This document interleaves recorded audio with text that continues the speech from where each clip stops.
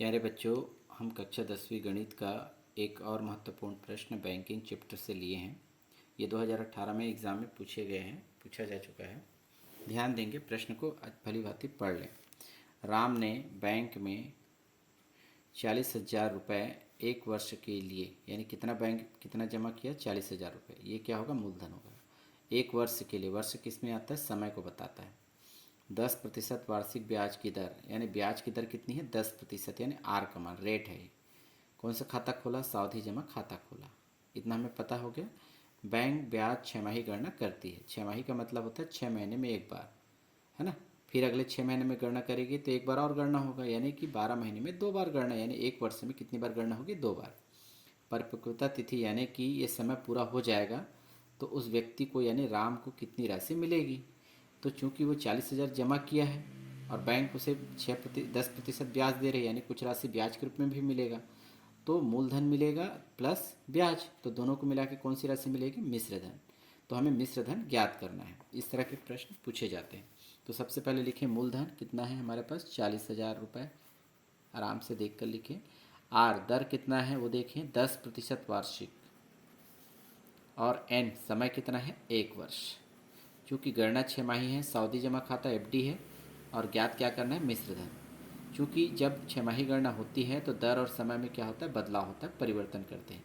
तो समय का हम 2 गुना लेते हैं, यानी 2 से गुना कर दीजिए।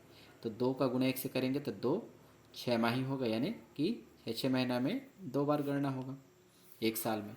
इसी प्रकार दर का हम कितना लेते हैं? आधा। हम पिछले वीडियो में भी पढ़ चुके हैं, 1/2। तो 10 का आधा हम सामान्य बात करेंगे तो 10 का आधा हम 5 बता सकते हैं। तो यहाँ पर भी आप चाहे तो कैंसिल कर सकते हैं। 2 एकम 2, 2 पंचे 10, यानी कि आएगा 5। दर को प्रतिशत में लिखा जाएगा, तो नया प्रतिशत आ गया 5%।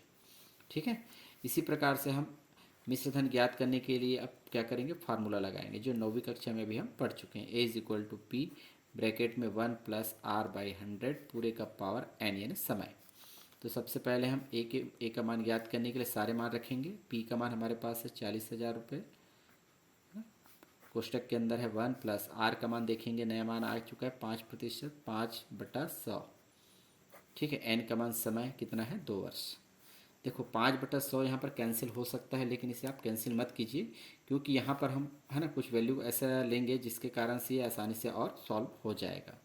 तो इसलिए आप इसे यहीं छोड़ दीजिए। इसको आप किस तरह से हल करेंगे आगे हम बता रहे हैं। 40,000 लिखिए।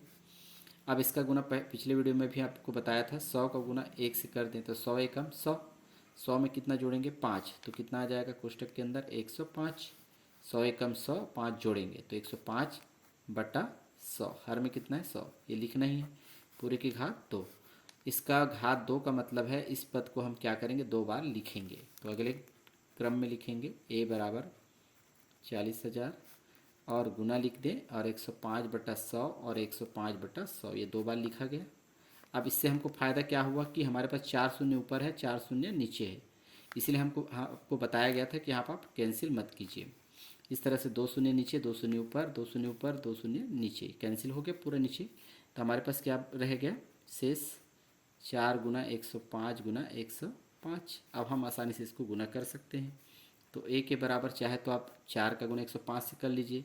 तो 4 पंचे 20, 20 का शून्य हासिल लाए 2, 4 शून्य में शून्य, है ना, और शून्य और 2 2, और 4 एकम 4, यानी 420 होगा गुना 105। इसको भी आप आराम से गुना कर सकते हैं, गुना यदि आप जानते हैं तो। थोड़ा अभ्यास कर लीजिएगा तो इस दोनों का गुना हो जाएगा 44,100 रुपये। तो आप लिखेंगे उत्तर में, अतः राम को एक वर्ष बाद कितनी राशि मिलेगी? 44,100 रुपये प्राप्त होगी। ये आपको आंसर में लिखना है, तभी आपको पूरे नंबर 5 नंबर मिलेंगे।